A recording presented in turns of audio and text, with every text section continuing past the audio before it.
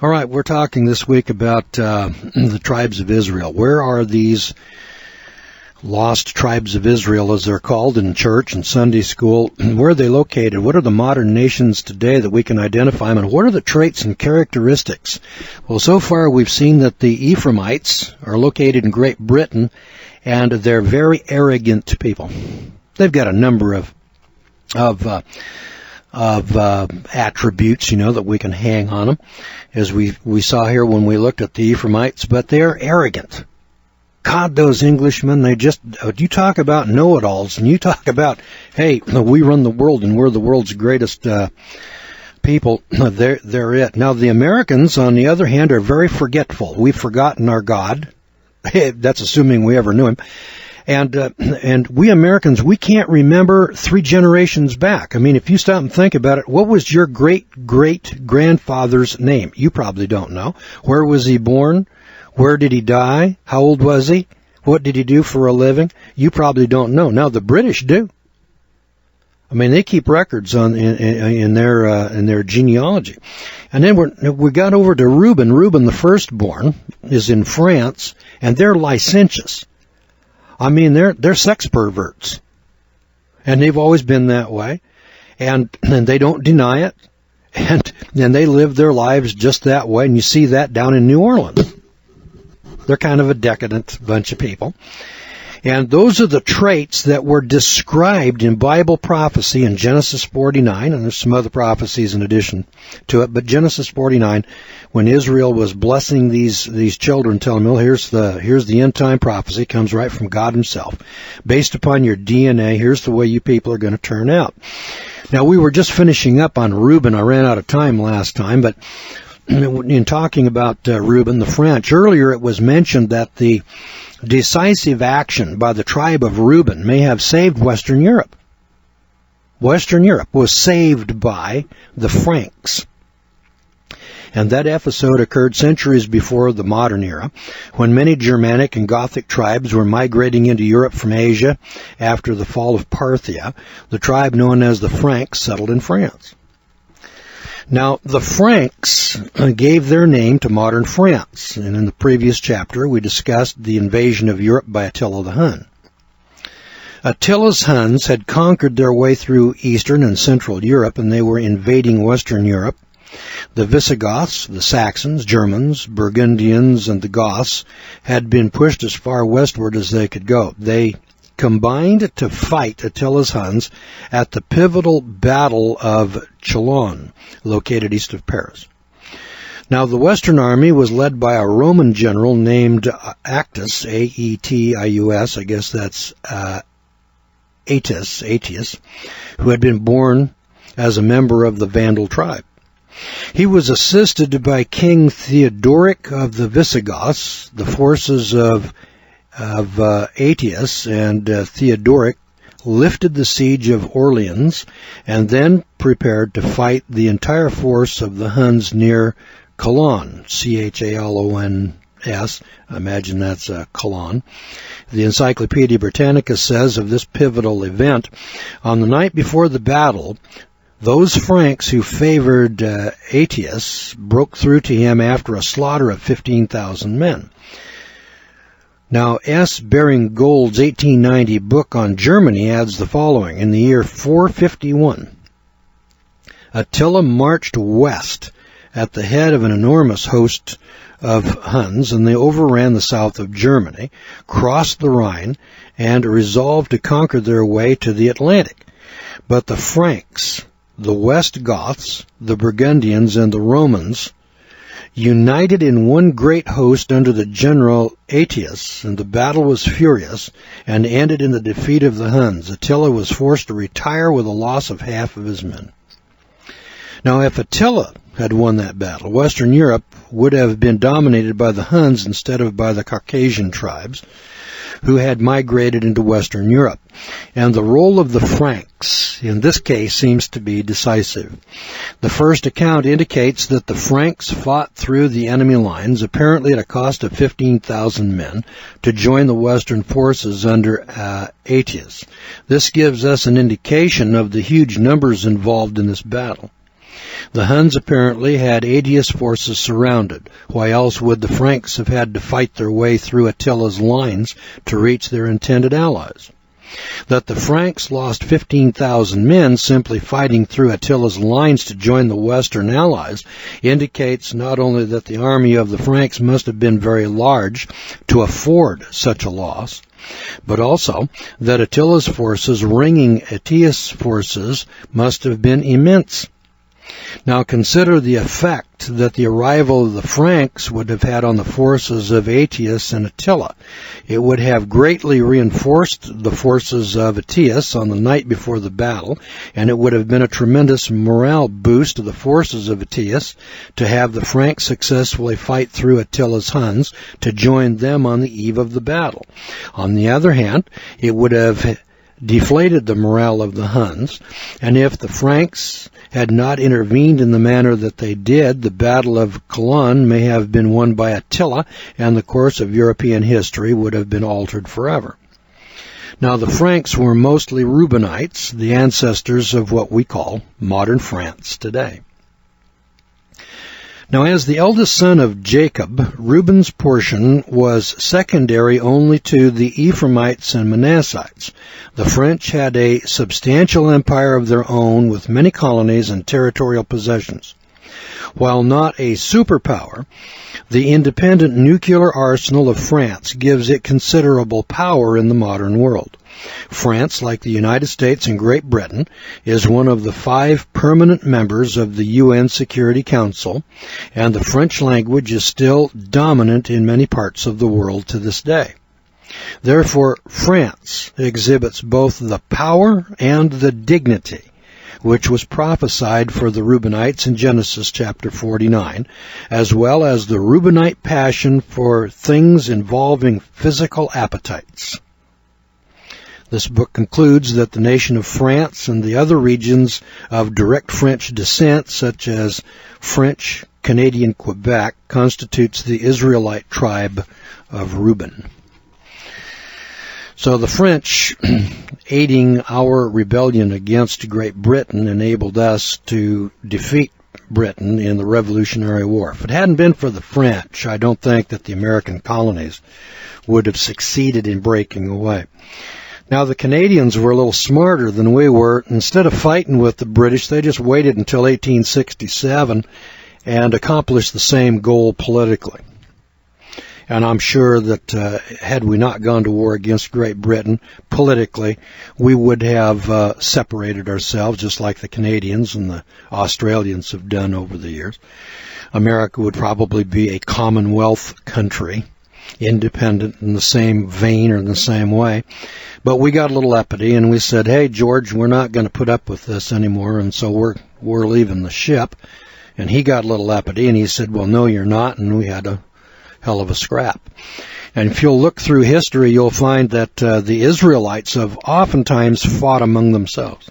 As you see here in the book of Judges, as Collins pointed out here, that the Americans and the British were fighting clear back here in 1100 BC over a battle that had been fought and won. And when it was all said and done, the Americans put 46,000 of their brother Ephraimites to death by giving them that password and saying, okay, let's hear you say this word. And everybody that couldn't say the word, you could do that to this day. You could take people from Texas out to California and say, hey, give me a sentence or give me a word, and those Texans, they'd flunk it every time. Or vice versa. You could go down there to the south and bring a Californian in there and say this word, and that Californian would give himself away every single time. And we see that here in the United States, very common here in the United States. I mentioned that in the last program. I can tell people when they come from Pennsylvania or New York, Massachusetts, Texas, they have a very distinct, and especially, here's a good one, North Dakota. They always go a boat. They don't go about. They go a boat. And when you listen to them speak, it doesn't take very long, you can figure out. Keep in mind that there's 60 million plus Germans in the United States. When we get to the tribe of Gad here in a little bit, we'll talk about those. But this is the next one here is called Zebulun. Zebulun, spelled Zebulon. Write it down on your list and listen to this story. Zebulon equals Holland. So all you people that live in Holland or your Dutch descent, you come from the tribes of Israel, and listen to Bible prophecy and what has happened in Holland. Zebulun was a younger brother of Reuben, and little information is provided about Zebulun in the Bible. The tribe of Zebulun formerly lived in the area west of the Sea of Galilee. After their relocation to Asia, they were one of the many related Saki tribes. Consequently, their migrations would have followed the larger tribes of Israel, first of all into Asia, and then later into Europe. Ordinarily, that would make it impossible to determine the location of the modern Zebulonites. However, the Bible gives us a very revealing clue concerning their identity in the modern world today. In fact, it is uncannily accurate in describing one modern European nation. I'm going to pause here and break in. Just recently, in both Archaeological Review and National Geographic, they've had articles, I would say in the last 5 years, concerning mummies that have been dug up in China. And these mummies that have been dug up in China have red beards, and they're obviously Europeans. And the question arises, well, where in the world did these people come from? Well, remember, our people were in Egypt, and they learned the embalming trade there. And then they migrated out of the Middle East, and they went into Asia. And, of course, the Saki and the Pythians, is it the Pythians? Yeah, I guess it's Pythia. Pythia is the name, I guess, of the kingdom, or trying to look for a word here, not a tribe, but the congregation of tribes, and the empire was called Pythia. Anyway, they ranged clear out to the Indus River in India, and they went up into Afghanistan and Kyrgyzstan and on into China, and then to southern Russia, and then migrated to the west and ended up in Western Europe and Ireland and England, Scotland. The Scandinavians, we'll see here also the tribes of Israel. But the moral of the story is that we're now digging up these mummies in China, and everybody's scratching their head saying, well, where did these people come from? And the answer is they came out of the Middle East, migrated east into Asia, and then migrated out of Asia into Europe, and that's where they finally settled. Now Zebulun shall dwell in the haven of the sea, and he shall be for a haven of ships, and his borders shall be unto Zidon. Now that's recorded in Genesis 49, verse 13. Now a dictionary definition of the word haven includes the alternate meanings, any sheltered, safe place, refuge, and a port or a harbor. Now the Bible prophesied that the Zebulonites would inhabit an area that was a haven, a shelter, or a refuge for ships from the sea. Now, since the Israelites migrated into Europe from Asia, we obviously need to look for a European nation that is on a sea coast and is sheltered from the sea. Now, readers may know which nation in Europe was bought back from the sea by way of its famous dikes. That nation is today called the Netherlands, known as Holland or the Dutch. Holland's land is quite literally sheltered from the sea by way of its dike system.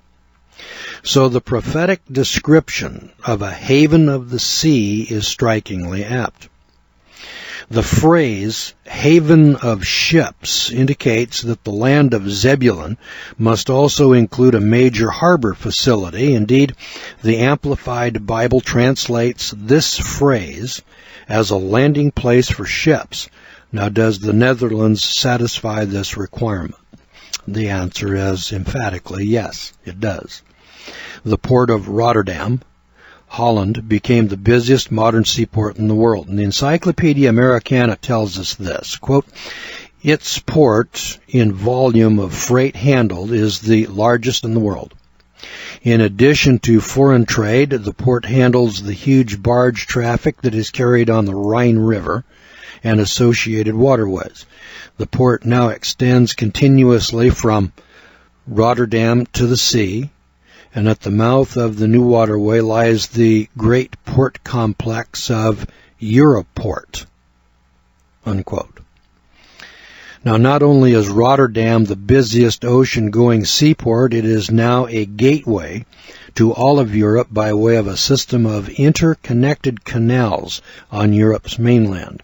The above is sufficient to identify Holland as modern Zebulun, but a prophecy of Moses, recorded in Deuteronomy 33, verses 18 and 19, about the future of the tribe of Zebulun, gives even more support to this view.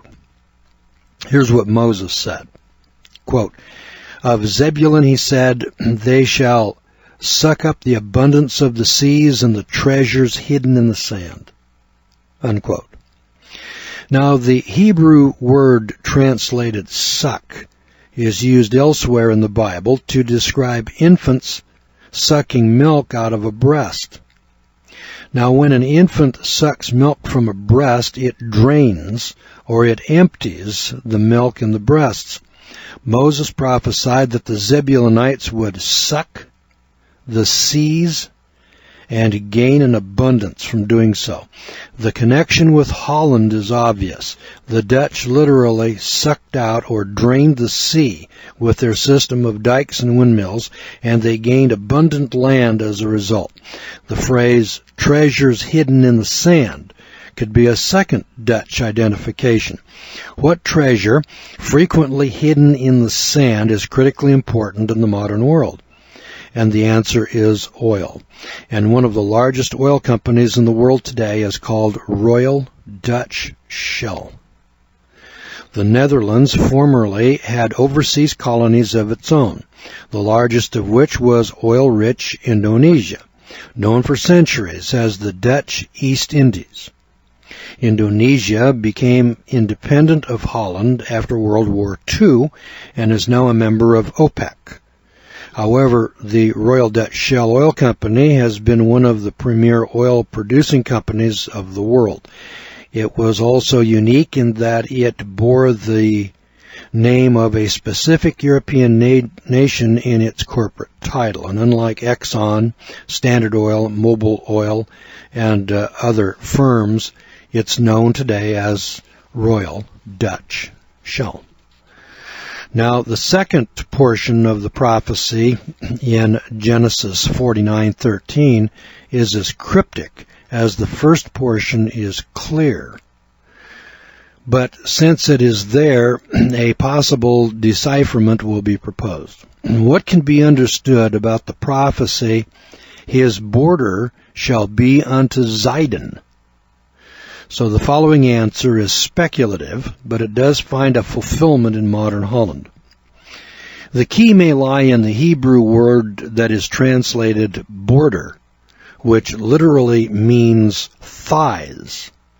And it is so translated in Daniel 2, verse 32, in the phrase, its belly and thighs of brass. Now, this phrase is part of a description of a body, and it denotes the lower torso down through the uppermost portion of the legs of a statue, seen in a dream recorded in Daniel 2:33. It refers to the statue's legs as being different from its thighs.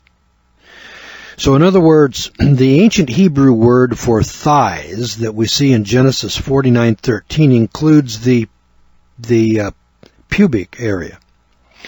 On this specific application, I wish to acknowledge the assistance of the late Dr. Charles Dorothy, a graduate of Claremont Graduate School who checked the above analysis for accuracy.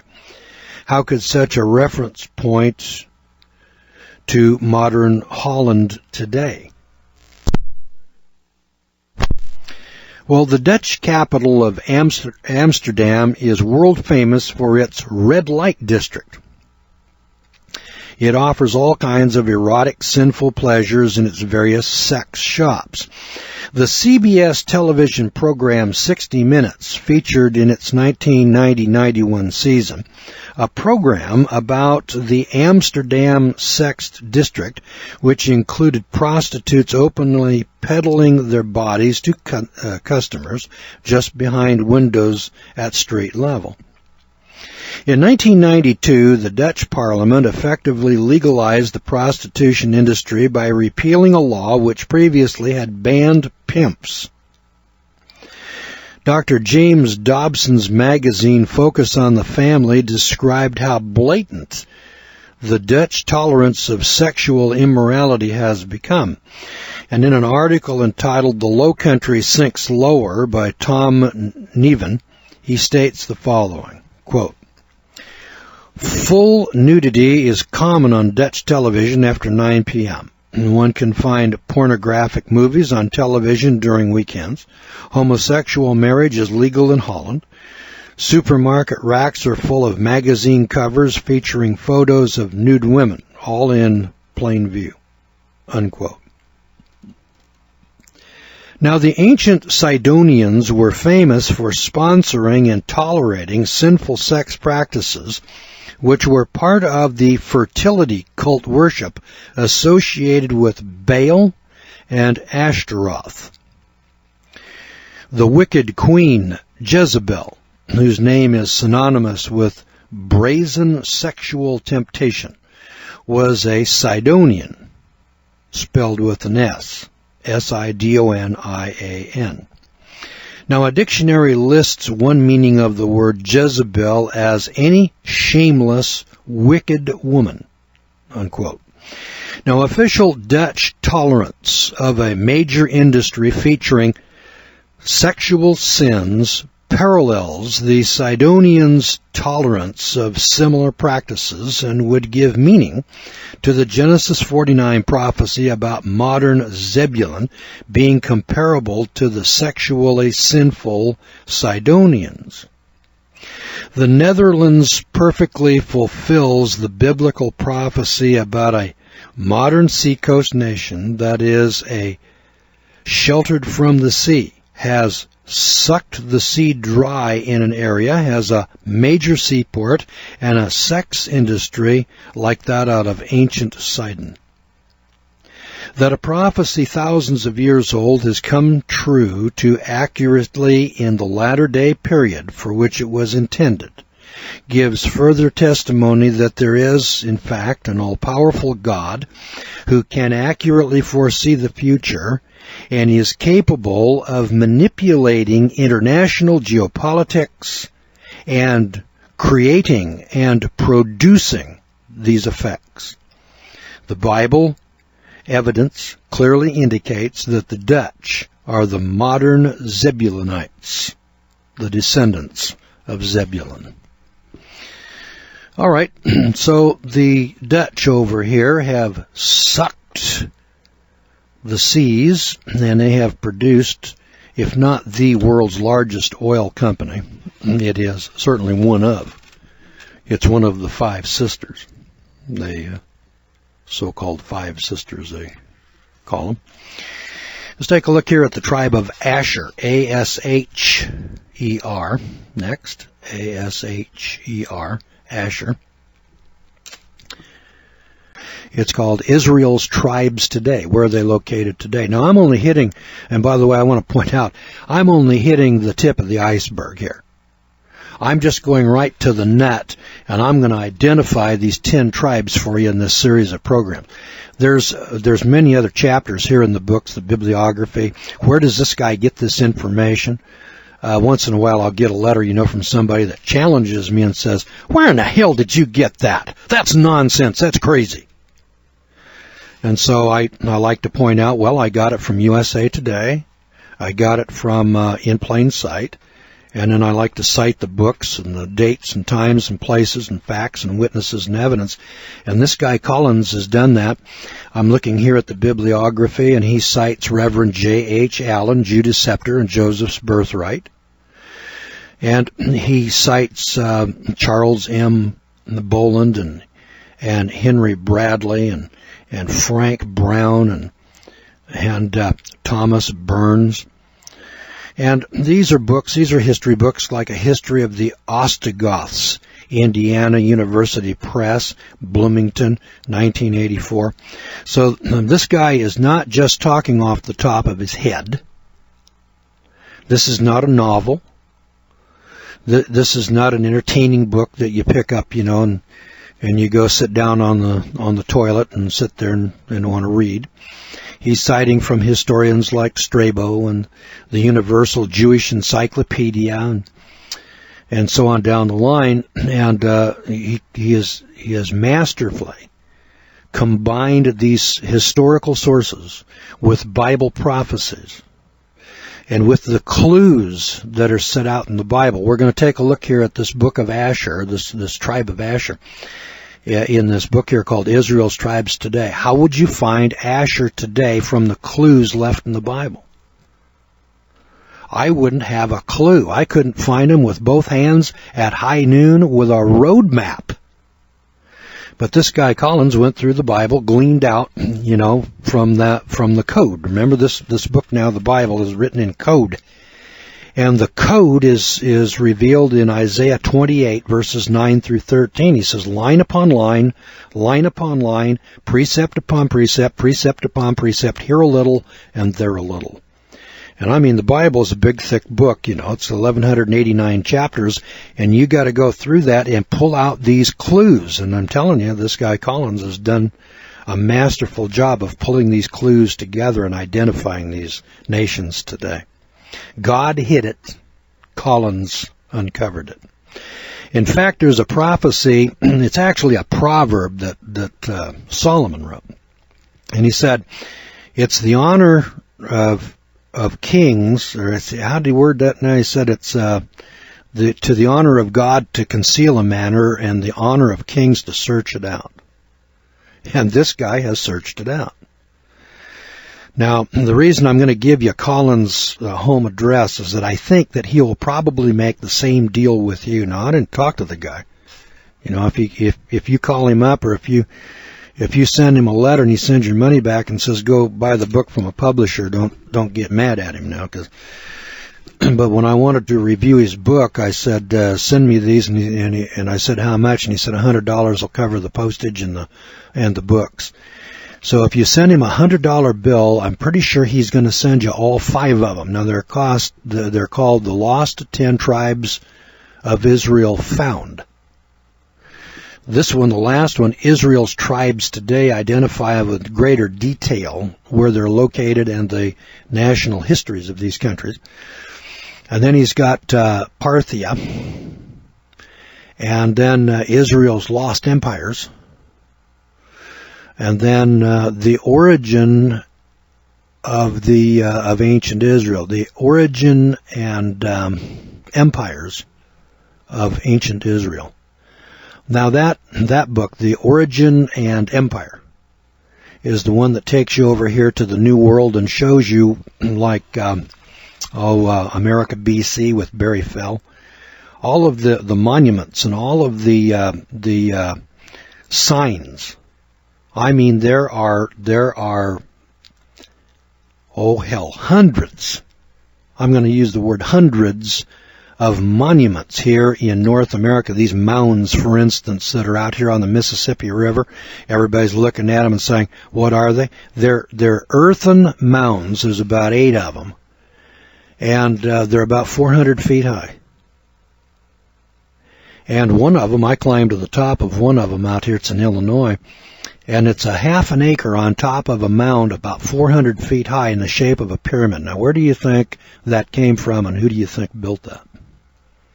It was the Israelites that built it, and it's a copy of the Egyptian pyramids. And there's about 6 or 8 of them here. Everybody looks at them and they wonder. The park system says, well, it's not Indians. The local Indians didn't build these, and we don't know who did. Well, Collins can tell you who built them and about when. Send him a $100 bill. The address is 3901 Crescent Drive, Sioux Falls, South Dakota, 57106. You got that? Stephen Collins, Collins, 3901 Crescent Drive, Sioux Falls, South Dakota, 57106. I think that'll get you all 5 books. Now, if you only want to order one book, like this book here I'm reviewing now, Stephen M. Collins, go to the publisher. It's BibleBlessings.net. It's an easy one, BibleBlessings.net. They'll probably tell you what the prices are and how to get them and what the shipping and handling is. Post Office Box 1778, Royal Oak, Michigan is this Bible Blessings outfit. P.O. Box 1778, Royal Oak, Michigan. The zip code up there is 48068, 48068. Again, that's 48068. And I'm sure they're nice guys and great guys. If these books sold for $100 a piece, they'd be worth it. You can't buy this information anywhere. You're not going to get this from Archaeological Review. You're not going to find it in any other book. I've read dozens of books on subjects like this. And then I'm here to tell you that if the price of this book was $100, remember I grade these books, I say this is a 1 in 100 read. You can read 100 books like this and pay $5 a book, $500 for 100 books before you'll find a book like this one. So that's why I'm recommending it, and it's a very high recommendation. All right, let's take a look at the tribe of Asher, A-S-H-E-R. Write that down on your list. The country, South Africa. Now listen to this. Write down South Africa. And let's see if that's anywhere near what Collins says it is. Now Asher was born to Zilpah, the handmaid of Leah. The tribe of Asher formerly inhabited a territory in ancient northern Israel that neighbored Zebulun's territory. The Bible records very little about Asher, and the prophecy of Genesis 49:20 is also very brief, stating, "Out of Asher his bread shall be fat, and he shall yield royal dainties." Let me read that to you again. This is a clue. It's like playing a game on television. This is God speaking. He says, "Out of Asher his bread shall be fat, and he shall yield royal dainties." With that clue, could you find the tribe of Asher in the world today? I've already told you it was South Africa. South Africa. That's because I read the book and I got the answer. And you too can have the book and then read the answer in this book here called Israel's Tribes Today. All right, at first glance, this prophecy seems unintelligible. However, an analysis is possible. The term Asher, Asher's bread shall be fat, indicates prosperity. But there are many prosperous nations in the world, and the specific clue will have to be found in the part about royal dainties. Now, the word royal is based on the Hebrew word melek, M-E-L-E-K, which means literally a king. So the word yield comes from a Hebrew word literally meaning to give. And the Hebrew word translated dainties also means delights. And so when we utilize these alternate literal meanings, this phrase states that Asher shall give kings delights, or yield kings delights. This, combined with some information from secular history, gives us a pretty good clue about Asher's identity today in the modern world. Now, the early histories of Great Britain record that during the reign of Kings David and Solomon, The Israelites had a voracious appetite for metals and natural resources for the temple of God and Solomon's numerous building projects. Now, the Phoenician alliance led by Israel actively exploited the mineral resources of the British Isles, mining tin and other commodities. Well, at this time, Phoenicia had many miners in the British Isles, and there is evidence that a large contingent of the tribe of Asher was present in the ancient British Isles. In Numbers 26, verse 45, it records that one branch of the Asherites was named the Heberites with the root consonants HBR, and early English name for Ireland was Hibernia. And there is a group of islands off of the coast of Scotland named the Hebrides. Hebrides. Hebrides Islands. Both names include the consonants HBR, the root word of the Asherite clan named Heber, Heber.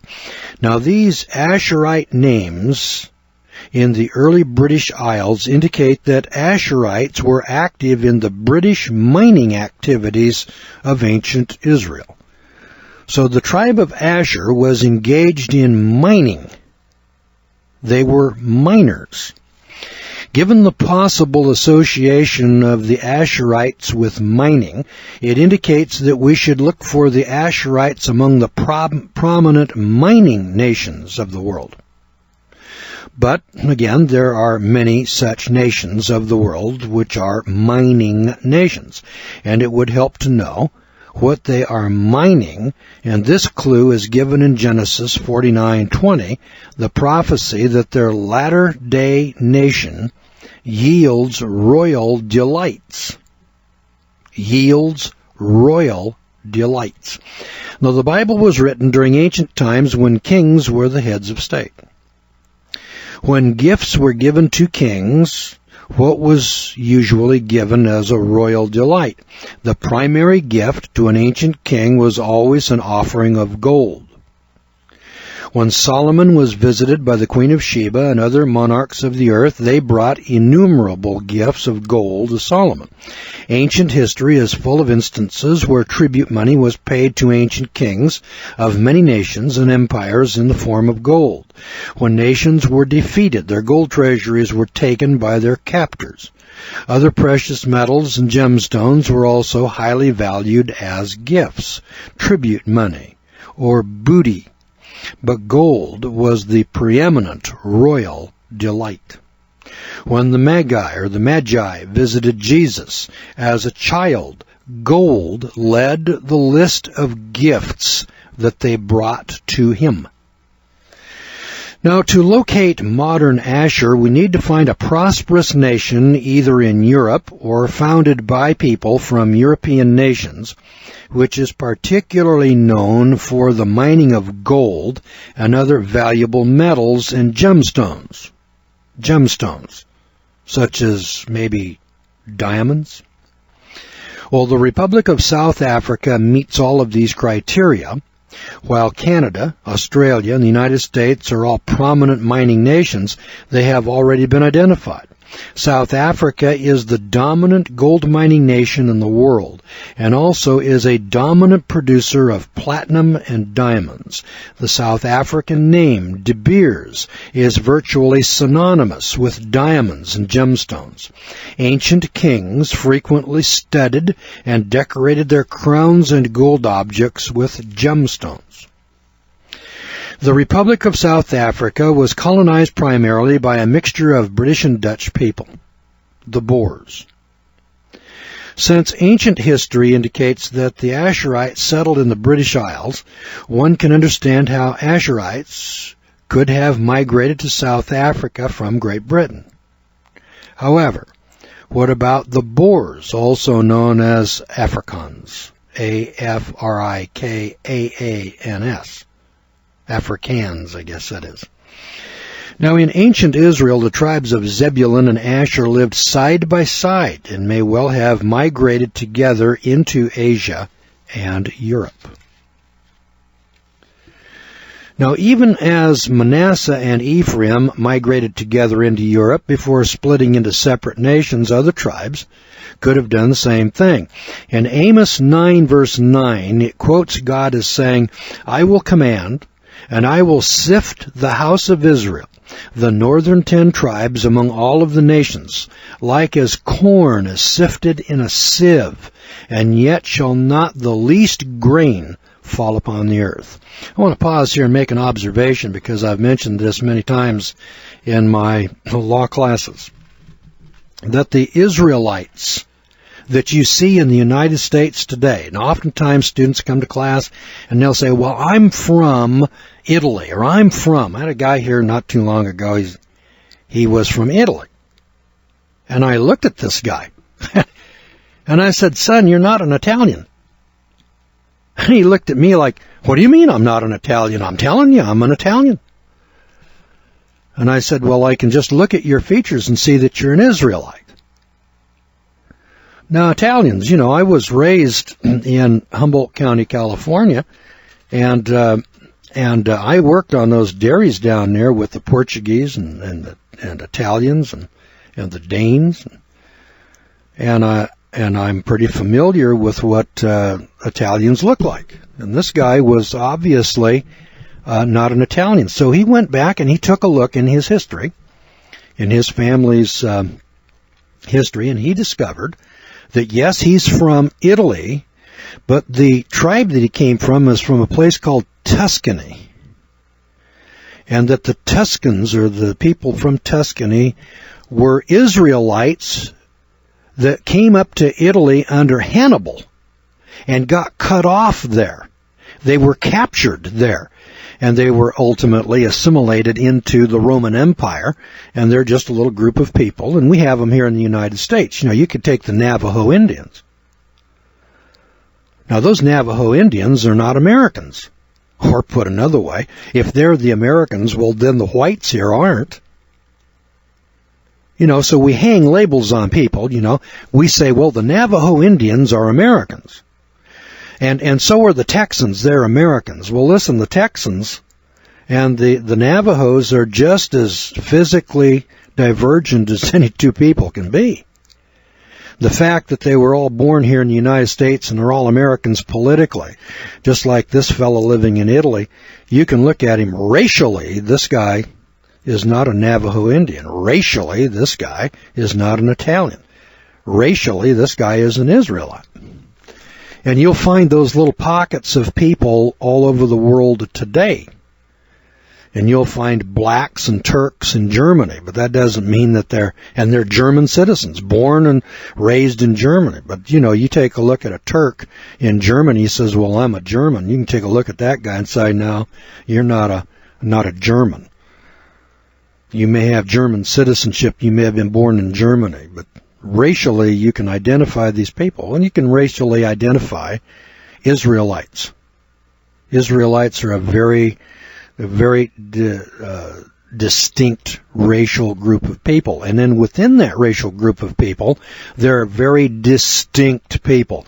The Dutch people with their blonde hair, you go to Pennsylvania and you take a look at these people and they're just very obviously Israelites with blonde hair and Dutch. Now, go to France and all those people have black hair. The French are very distinct from the Dutch. And you take a look at the Irish and the English and the Scots, and they all look the same, all look alike, as they do with Chinese. All those Chinese look alike. All those Orientals look alike, is the old saying. Well, maybe to an Englishman, maybe to us whites over here in the Anglo-Saxons, all of the Asians look the same. Those Asians are just as distinct and different as are we. And within those subgroups, those nationalities, you can see that by the curly hair that they have or the straight hair that they have. or by their facial features. Now you're going to see that here as we progress along. Now here's Asher. This prophecy does not refer to the diaspora of the Jews, but the scattering of the 10 tribes of the house of Israel. Now, not a grain will be lost. Every Israelite from the Middle Ages, or from ancient times to today, is situated in an Israelite country. So when I see a guy over here and he comes, let's say, from Czechoslovakia, and he says, well, I'm a Czech. Well, that's all right. You're an Israelite that came from Czechoslovakia. You take people from Russia. They're not Israelites in Russia, but there are a lot of Israelites in Russia. And those Israelites have been filtered through the nations under this prophecy until they finally end up in Australia, New Zealand, or the United States or Canada or some other place. And that's what happened to the Asherites. And they ended up in South Africa. Now, this prophecy does not refer to the diaspora of the Jews, but to the scattering of the 10 tribes of the house of Israel, the so-called lost tribes among the nations of the earth.